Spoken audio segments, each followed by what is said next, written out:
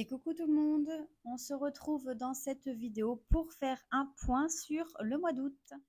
Concernant la semaine 4, nous avons une économie en espèces de 91,50 €, c'est-à-dire on a eu 74,50 € dans les résiduels de nos enveloppes, on a eu 9 € dans le pic-pièce et 8 € dans le défi flash. Si on fait le total sur le mois, on a fait, grâce au défi flash, 25 € d'économie, grâce au pic-pièce, 31 € d'économie. Par rapport au résiduel de nos enveloppes, on est à 133,50 €. Le total en espèces pour le mois est de 189,50 €. Pour le virtuel, nous avons fait une économie de 20,35 €, c'est-à-dire qu'il nous restait 1,15 € dans les courses en CB, 18,47 € dans le carburant, 73 centimes dans le divers. Si on additionne les économies espèces et les économies virtuelles, on est à un total de 209,85 € d'économie pour le mois d'août. Donc ce chiffre, on vient le rajouter ici pour le mois d'août, donc 209,85 €. Si on additionne toutes les sommes des économies des enveloppes mois par mois, on est actuellement à 2102,40 € d'économie que je suis venue placer donc dans les défis et aussi dans les fonds.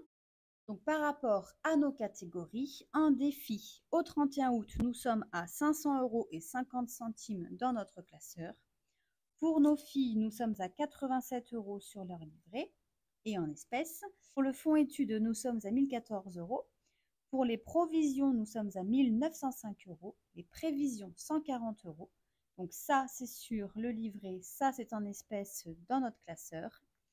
L'épargne de précaution pour mon mari, on est à 110. Mon épargne de précaution, on est également à 110. La retraite, on n'a rien pour le moment. Épargne de nos filles, nous sommes à 4 739,33 €.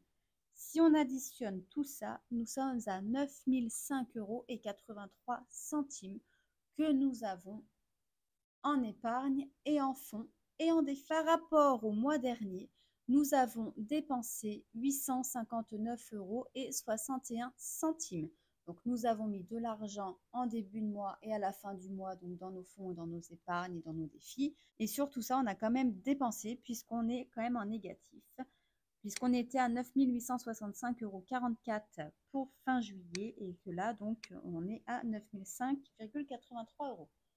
C'est pas grave, les fonds sont faits pour ça et en plus, il y a eu la rentrée scolaire. Donc, ce que je peux vous dire concernant ce mois d'août, au niveau donc de nos filles, nous avons donc dépassé notre budget puisque pour la rentrée scolaire, on a dépassé le budget. Donc quand je dis la rentrée scolaire, c'est aussi avec le shopping, puisqu'il y a eu aussi les achats de vêtements, de chaussures de sport, de chaussures, etc. etc. Et on a dépassé de 408 €.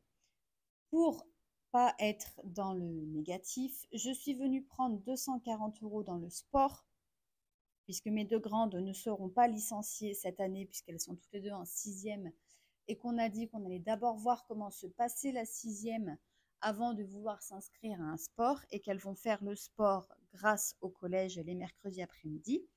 Et nous avons pris 168 € dans le fonds d'études. C'est pour ça que lui, il est descendu, puisqu'au mois de juin, on était à 1182 €. On va venir bien évidemment renflouer dès que possible ces 168 €. Bon, c'est à la base, le fonds d'études, il est prévu pour elle, hein, on est bien d'accord. Donc je ne pourrais ne pas les rembourser. Mais j'aimerais quand même arriver à rembourser ce qu'on a pris ici.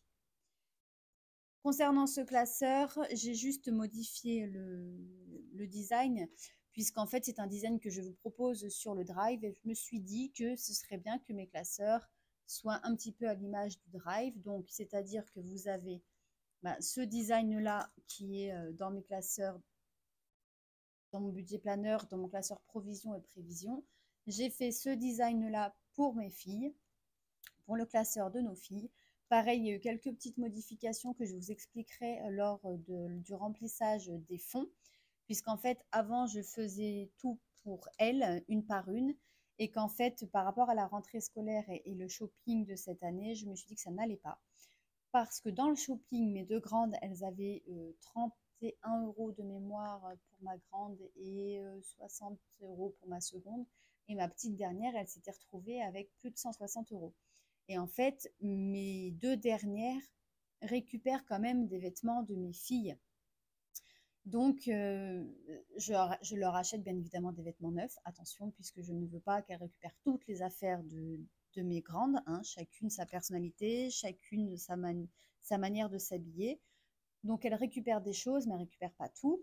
Et je me suis dit, en fait, vu qu'elles récupèrent quand même des choses, déjà que mes deux grandes ne s'habillent pas du tout pareil, il y a totalement deux personnalités différentes.